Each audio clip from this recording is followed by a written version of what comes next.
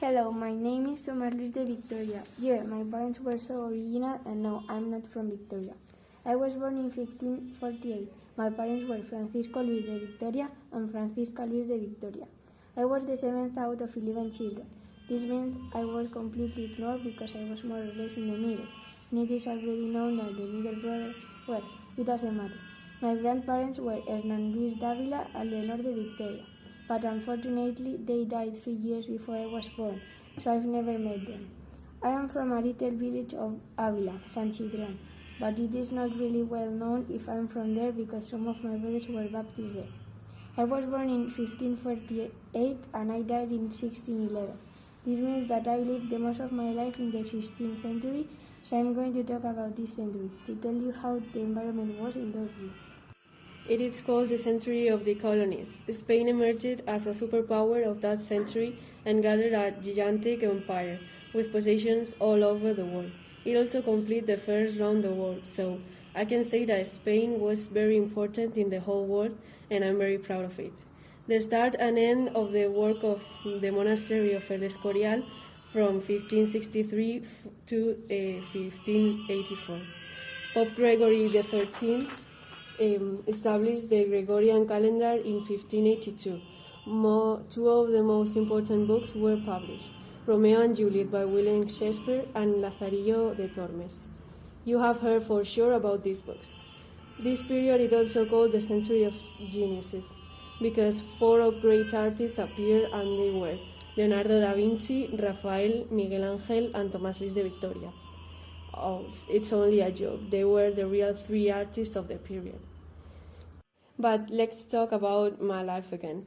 That this century is not so interesting compared with my life, obviously. And there were some depressing stories. When I was 9 years old, I sang in Avila's cathedral to acquire musical knowledge. When I was 11, I got into Bernardino de Rivera. The maestros I had in Avila were my true musical mentors and had the greatest impact on my style, to be honest.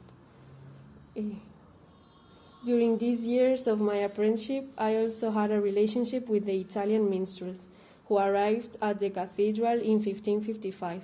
The Sardena brothers played drums, sackbuts, and probably flutes. I listened to and sang with them as the interpretation was joined with the minstrels on some occasions. In 1567, I went to Roma with the goal of preparing for the priesthood and perfecting myself musically.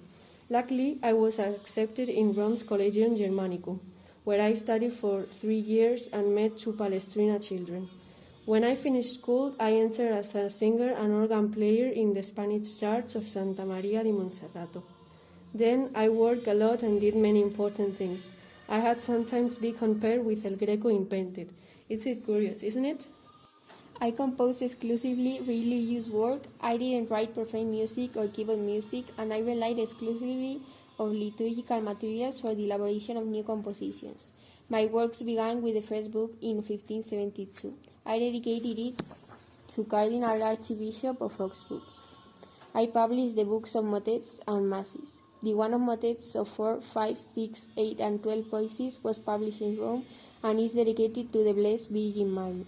The second book of masses contains 9 masses, and it is dedicated to King Philip II, with a dedication in which I confess the desire to return to Spain.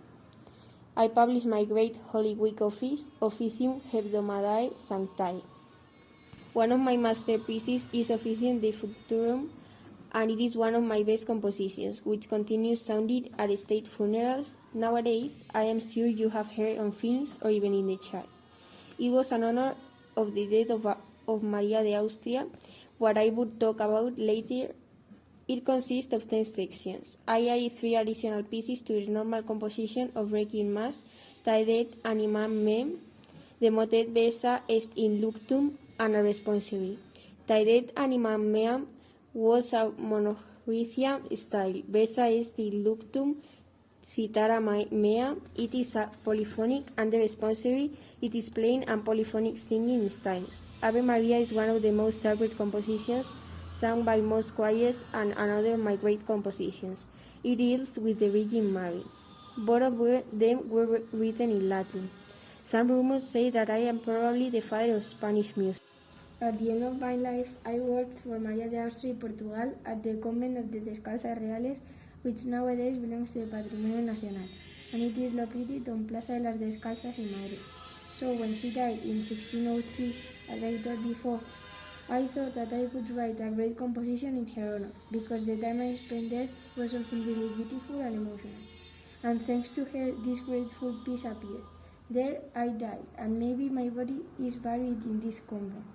When my life ended in 1611, although there was no exact date of my birth, but on August 27, as recorded in the death book of the Church of San Ginés in Madrid, when I was 63, I really lasted a long time, because the life expectancy was between 35 and 40. So it seems that God wanted me on the earth. Probably some people could remind me as a musician, or being optimistic as a great one. However, my only wish was that my music was very important in churches and had a great impact on music.